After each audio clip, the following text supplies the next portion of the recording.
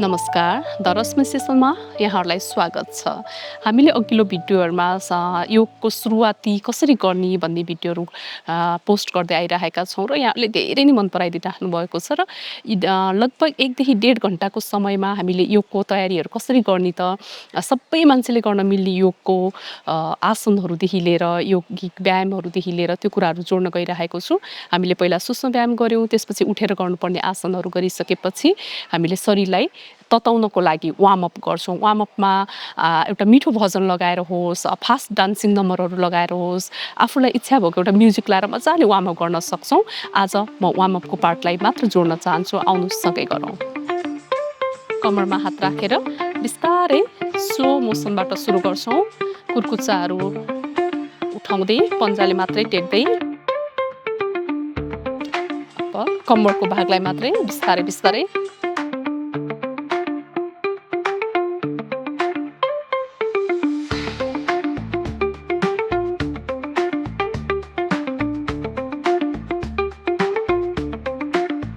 कम्मरको भागलाई तलक्क तन्काएर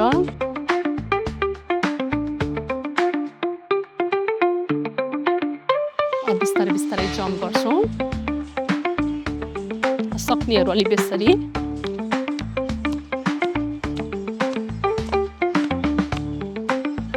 अलिक फास्ट पनि गर्न सकिन्छ।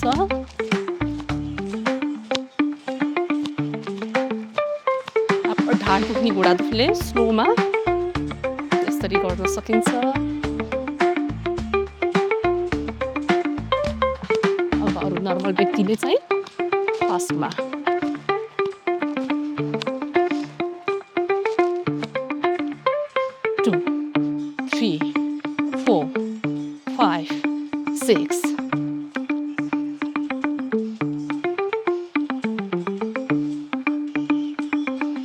हातलाई र घुँडालाई यसरी 1 2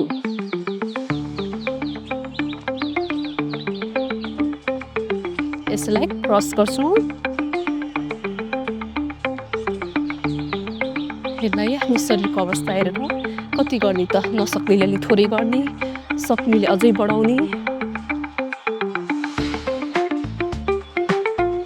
अब श्वास लिँदै छोड्दै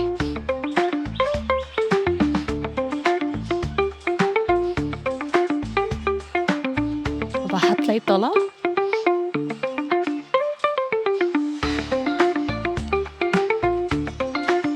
हातलाई माथि,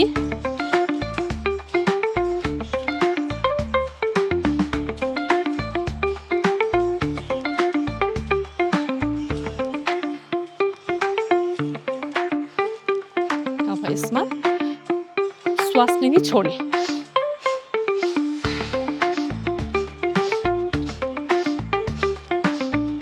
लिने छोड्ने, श्वास लिने छोड्ने।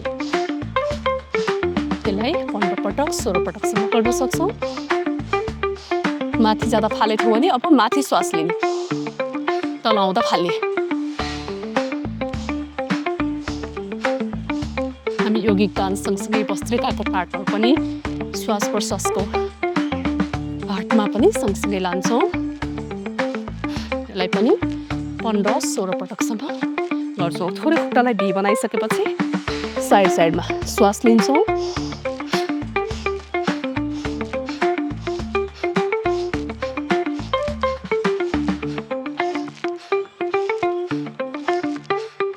यसलाई पनि 16 पटकसम्म सकिन्छ। अब हातलाई यहाँ राखेर पेट घटाउनको लागि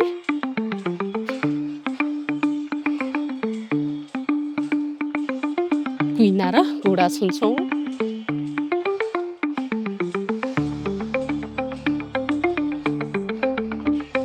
अब सक्नेहरूले चाहिँ एकदम फास्टमा गर्न नि सकिन्छ, तर नर्मल यत्तिकै गर्दा पनि हामीलाई मजाले एक्सर्साइजहरू पुग्छ।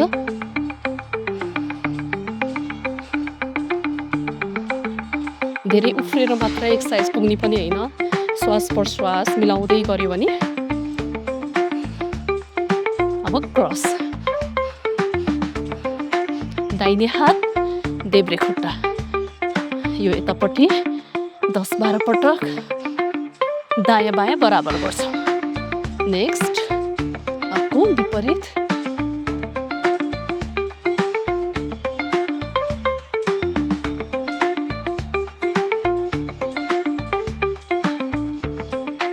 यसलाई पनि 10-12 पटक गरिसकेपछि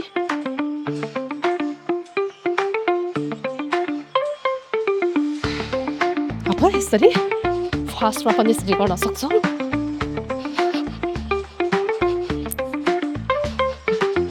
यसैमा क्ल्याप जोड्न सक्छौँ।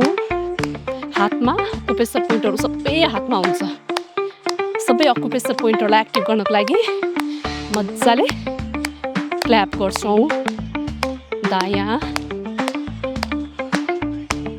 बायाँ मजाले ताली बजाउँछौँ। पछाडि पछाडि अगाडि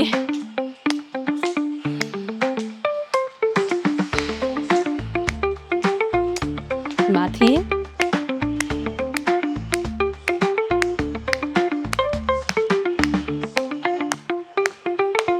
फास्टमा यसरी फास्ट पनि गर्न सक्छौँ। अब यसैमा ताण्डव डान्स शिवजी नाच्ने गरेर दाहिने खुट्टालाई यसरी राख्छौँ। हातलाई पनि यसरी राख्छौँ। घुँडाको समस्या छ भने यो नगर्नु होला, होइन भने यसरी म्युजिकको तालमा मजाले घुम्छौँ। यो बच्चाहरूको लागि पनि एकदम रमाइलो हुन्छ। विपरीत ताण्डव डान्समा शिवजी नाचे चाहिँ यसरी इन्जोय गर्दै हामीले यौगिक डान्स गर्छौँ। यसमै हामीले काष्ठ दक्षिणाको लागि गरेर मुखबाट पुरै श्वास बाहिर फाल्छौँ। जसरी बन्चरोले दाउरा काटे जस्तो गरेर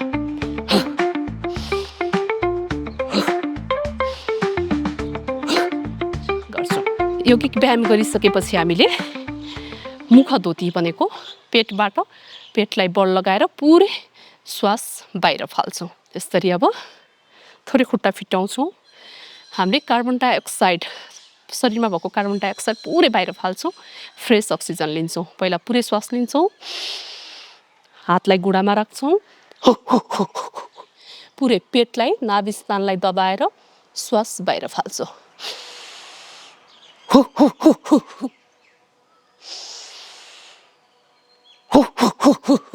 यसलाई 3-4 पटक गरिसकेपछि एक्सन पछि रिल्याक्सेसन एकदमै आवश्यक रहेको छ। हाम्रो मुटुको धड्कन बढेको छ, चटचट पसिनाहरू आएको छ, श्वास प्रश्वासको लेभल बढेको छ।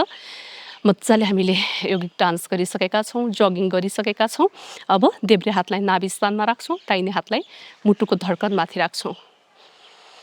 गहिरो लामो श्वास लिँदै छोड्दै हामीले एकदमै आफू थाकेको बेलामा, श्वास प्रश्वास छिटो छिटो भएको बेलामा जबरजस्ती अर्को आसनमा जानु हुँदैन। हामीले आफूलाई पहिला रिल्याक्स शिथिल बनाएर विश्राममा लगेर आनन्दित बनाएर श्वास प्रश्वासलाई सामान्य अवस्थामा लग्ने, मुटुको धड्कनलाई सामान्य अवस्थामा गइसकेपछि बल्ल हामी अर्को आसन गर्छौँ। हाम्रो शरीर तातिसकेको छ। एक्सन पछि रिल्याक्सेसन एकदमै इम्पोर्टेन्ट हुन्छ। एकैछिन आफूले आफूलाई अटो सजेसन गर्छौँ। एकैछिन आफ्नो बडीलाई निहाल्छौँ, आफ्नो शरीरलाई, आफ्नो भित्री अर्गान्सहरूलाई, बाहिरी अर्गान्सहरूलाई निहाल्छौँ। त्यो मुटुको धड्कनलाई निहालौँ, कति छिटो छिटो धड्किरहेको छ। नसामा दौडेको ती रगतलाई निहालौँ, कति छिटो छिटो दौडिरहेको छ। चटचट पसिना निस्केको ठाउँलाई निहालौँ। हामीले देखेको यो शरीर मात्र हाम्रो होइन, हामीसँग भित्र यति बहुमूल्य चिज, जसको मूल्य नै तोक्न नसकिने यति इम्पोर्टेन्ट कुराहरू, यति महत्त्वपूर्ण कुराहरू रहेका छन्। हामी के कुरामा दुखी भइरहेका छौँ? यो ब्रह्माण्डप्रति कृतज्ञता हुँदै यस शरीरको लागि एकदमै अटो सजेसन गरौँ। म स्वस्थ छु, म सफल छु, म सुन्दर छु, म आनन्दित छु, म हरेक क्षण हरेक पल सकारात्मक सोच लिएर सेवा गर्ने भावमा परिपूर्ण छु। एकदमै प्रसन्न भावको साथ हामीले यौगिक जगिङ सकिसकेका छौँ। मुटुको धड्कन कम भइसकेको छ, श्वास प्रश्वास कम भइसकेको छ।